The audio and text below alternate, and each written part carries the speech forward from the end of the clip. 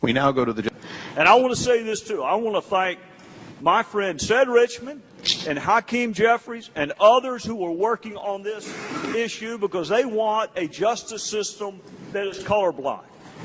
After all, it's represented by a woman wearing a blindfold, so let's go ahead and make it colorblind. And both of those guys have worked really, really hard and will continue to do so because let me tell you what my goal is. My goal is for witnesses to feel comfortable cooperating. But here's my other goal, and I'm out of time, but I'm going to share it with you. I want us to get to the point where we lament the death, the murder of a black female like Nell Lindsay, just as much if it's at the hand of an abusive husband, which it was, as we would if it had been at the hand of a white cop. I'd like to get to the point where we're equally outraged at the loss of life, and I hope we can get there. With that, I would yield back. Well, let's analyze that for a second. Congress decided in its collective wisdom that if you possess X amount of a controlled substance, you are going to get X amount of time in prison. You may like mandatory minimums, you may not like them. This administration summarily dispensed with that law. So my question to you, again, is can the chief executive fail to enforce categories of law that are both permissive and mandatory?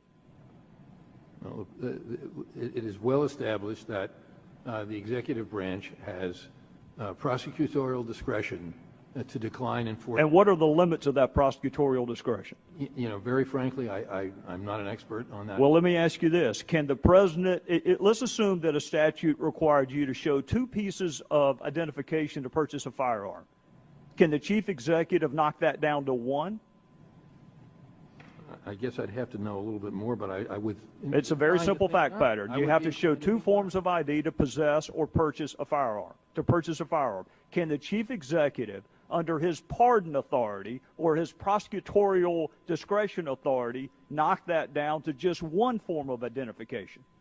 Well, I'm not aware of limits on the president's pardon authority. So you would say he could? Under the pardon authority, the president can pardon just about anyone, not that he should. No. Even before the act is committed? That's the reason for... Can he do it before the act is committed? That's my question. I'm sorry? Can he do it before the act is committed? That's above my pay grade. I don't really know that. If the president can fail to enforce immigration laws, can the president likewise fail to enforce election laws? Whether the president can pardon someone before a prosecution is initiated or before an act? Well, I think I know the answer to that question. Now, my question was before the act was committed. He certainly can before the prosecution. My question is this: if you can dispense with immigration laws or marijuana laws or mandatory minimums, can you also dispense with election laws? Again, I think we've gone over this ground many times. Well, just humor me. Let's do it one more time. Can the president suspend election laws? No. Why not? If he can suspend mandatory minimum and immigration laws, why not election laws? Because we live in a government of laws, and the president is bound to obey them and apply them. Well, he's not applying the ACA, and he's not applying immigration laws, and he's not applying marijuana laws, and he's not applying mandatory minimums. What's the difference with election laws? We have a disagreement as to whether, in fact, he is applying those laws. My view is that he is applying those laws. Did Eric Holder instruct his prosecutors to no longer follow the mandatory minimums with respect to charging decisions? Now, this is an area where I really don't know nearly as much as you do, Congressman. I'd find that shocking that anybody would not know more than I do on any topic. Who would you like? You want me to ask Professor Turley? That my impression is that he's not exactly doing what you've just said. Well, tell me how I'm wrong, because Eric Holder sent out a memo that we are no longer going to put in the indictment the drug amounts. Do you agree with me that Congress can pass mandatory minimums? Constitutionally, yes. Do you agree that Congress can pass statutory maximums? Pardon me? Can Congress also pass statutory maximums? In other words, you can't get more than 30 years for a crime. Of course. Can a president exceed a statutory maximum?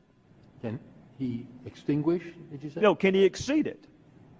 Can he exceed it? Well, how would he do that? I mean, keep someone in prison beyond his prison term. Well, if you can put them in prison for less time than Congress says is the law, can you also do it for more time than Congress says is the law?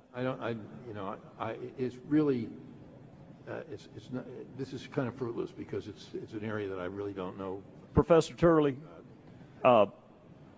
what are the limits of prosecutorial discretion? And if the president can suspend immigration laws, marijuana laws, why not election laws? The president was given different duties and powers. The president was given the duty to take care that the laws be faithfully executed. So my question, Mr. Speaker, is what does that mean to you, that the laws be faithfully executed? We know the president can veto a bill for any reason or no reason. We know the president can refuse to defend the constitutionality of a statute, even one that he signs into law. We know the president can issue pardons for violations of the very laws that we pass. And we know that the president has prosecutorial discretion as evidenced and used through his U.S. attorneys. Mr. Speaker, that is a lot of power. What are we to do when that amount of power is not enough? What are we to do when this president or any president decides to selectively enforce a portion of a law and ignore other portions of that law? What do we do, Mr. Speaker, regardless of motivation, when a president nullifies our vote by failing to faithfully execute the law? How do we explain waivers and exemptions and delays in a bill passed by Congress and affirmed by the United States Supreme Court? How do we explain away a refusal to enforce mandatory minimums that were passed by Congress and affirmed by the Supreme Court? And why pursue, Mr. Speaker, immigration reform if presidents can turn off the very provisions that we pass? You know, in the oath that brand new citizens take, it contains 6 different references to the law. If it's good enough for us to ask brand new citizens to affirm their devotion to the law, is it too much to ask that the president do the same? If a president can change some laws, can he change all laws? Can he change election laws? Can he change discrimination laws? Are there any laws under your theory that he actually has to enforce? What is our recourse, Mr. Speaker? What is our remedy? Some would argue the framers gave us the power of the purse and the power of impeachment, but Mr. Speaker, those are punishments, those are not remedies. What is the remedy if we want the executive to enforce our work?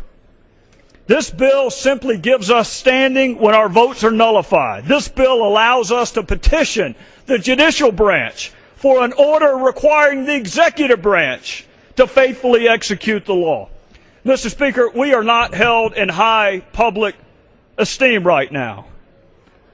Maybe members of Congress would be respected more if we respected ourselves enough to require that when we pass something, it be treated as law. Maybe we would be more respected if we had a firmly rooted expectation that when we pass something as law, it be treated as law. Maybe we would be more respected if we put down party labels and a desire to keep or retain or acquire gavels and picked up the history, the tradition, and the honor of this, the people's house. Mr. Speaker, the House of Representatives does not exist to pass suggestions. We do not exist to pass ideas. We make law. And while you are free to stand and clap when any president comes into this hallowed chamber and promises to do it with or without you, I will never stand and clap when any president, no matter whether he's your party or mine, promises to make us a constitutional anomaly and an afterthought. We make law.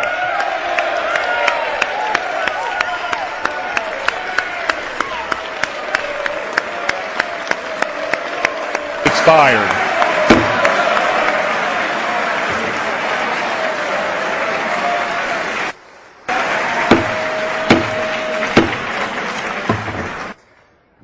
process, and I'll Are you share opposed to us considering comprehensive? in the order that immigration you're doing it, yes. Okay, That the because you border needs prefer to be that there secured needs to be first, border- and then you can address that issue after. All right, and that's a Republican position, Republican Party position, and you're a Republican, and I understand that. Let me ask you this question. Do you need automatic weapons to help you with border control? We have in Arizona, through the chair, If you could say yes or no, and then you could explain. semi-automatic weapons. Do you need automatic weapons? We don't have to have automatic weapons, no. Do you need mine-resistant, ambush-protected vehicles to help you patrol the border? Not for the border, but for our SWAT team, yes. Thank you. Do you need silencers in order to help you patrol the border? For our SWAT team, that's a tactical move, but it's not necessarily targeted. Why does for your SWAT smuggling. team need mine-resistant, ambush-protected vehicles? Because, sir, through the chair, our county doesn't have the money to buy a SWAT vehicle. Why do you need it in order to enforce border security? Why do you need a mine-resistant, ambush-protected We don't. vehicle? And this is where. Thank you.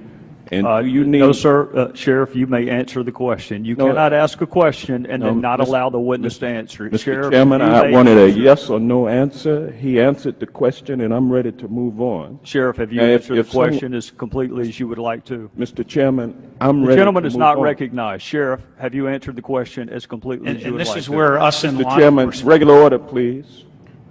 Regular order. In law enforcement, we have Point of 420,000 residents of my county, and we are the SWAT team. Point of All information, 13 Mr. law Chairman. enforcement agencies, and for high-risk warrants, barricade Chairman. situations, almost never have we used Chairman. an armored vehicle for anything to Point do of order. with illegal immigration, Mr. Chairman. Point of order, Mr. Thank you, Chairman. Sheriff. The gentleman is out of time. If you have another question, I have a point of order that I'd like to state raise. your point of order. Is it within the rules of this committee that the chairman can interrupt a legislator asking a question of a witness? If that take legislator that is not legislator's allowing a time? witness to answer a question, you daggum right he can. Yes, Well, sir. The I gentleman take- is out of I time. take exception to the chairman's The chair will now abuse recognize of the gentleman authority from Iowa, as Mr. King. chair. Thank you, Mr.